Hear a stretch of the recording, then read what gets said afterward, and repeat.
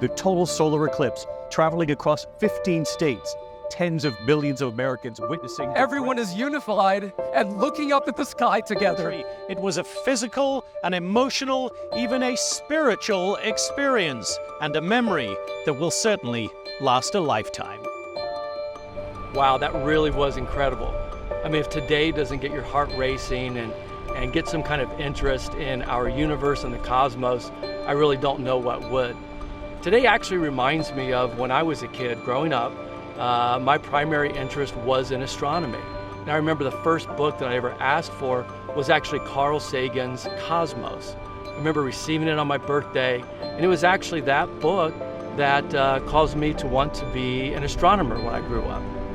It was either that or a magician. Those were the two competing career paths that I wanted to pursue.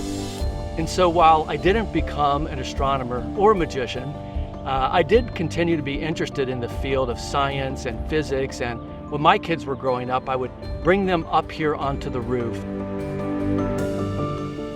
I would lay out blankets for them and order them pizza.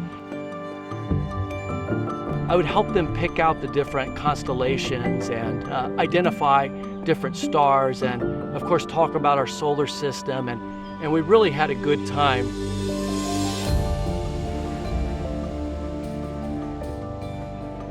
So while they were up here, we would do deep dives, particularly when they were teenagers, into things like philosophy and theology.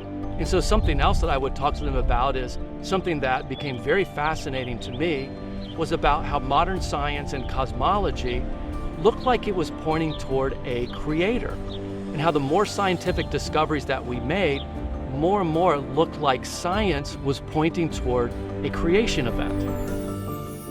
We would talk about the redshift in stars and Edwin Hubble's research there in Pasadena, California, and how his research looked like everything was going back to a spontaneous creation event. And even Einstein's own theory of relativity, when applied to the cosmos, seemed to force the idea that there was a singularity where the universe popped into existence out of nothing. And so I would tell them stories about Arno Penzias and Robert Wilson, and how these two astronomers and physicists actually were the ones who discovered the very elusive background microwave radiation that would have existed at a particular measurement if everything sprang into existence from a creation event. Now, upon winning the Nobel Prize in Physics, Arno Penzias famously said this: "The best data we have are exactly what I would have predicted had I nothing to go on but the 5 books of Moses, the Psalms, and the Bible as a whole." And we would talk about the discovery of hundreds of universal constants and how scientists had come to realize that the laws of physics are so finely tuned that if you took any one of those laws and you tweaked it just to a hair's breadth, then not only was it impossible for life to exist, the universe itself would cease to exist. I love how Robert Jastrow put it. Robert Jastrow was an American astronomer. He was a planetary physicist, and he was a scientist for NASA.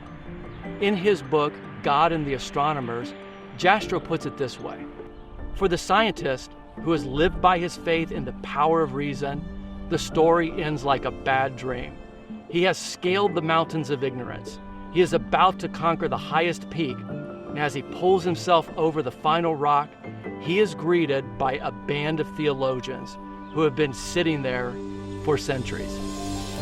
Now, I'm so grateful to have been born in a time and a place where we can see these scientific discoveries and look deep into the cosmos, actually, and help us better understand God's creation and our role in it. In fact, honestly, just how rare life really is in the universe and how special our life is.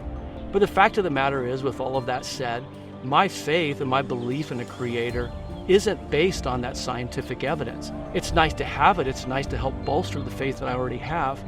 But we don't need scientific discoveries to tell us what we should already know. In fact, I think the Apostle Paul puts it best, and today's a really good example of this. Paul writes it like this: "For since the creation of the world, God's invisible qualities, his eternal power and divine nature, have been clearly seen, being understood from what has been made, so that people are without excuse." I have a personal pizza here for Mike. Oh, hey, right up here. Hey, do you want to hear a funny story about Einstein and his cosmological constant? No.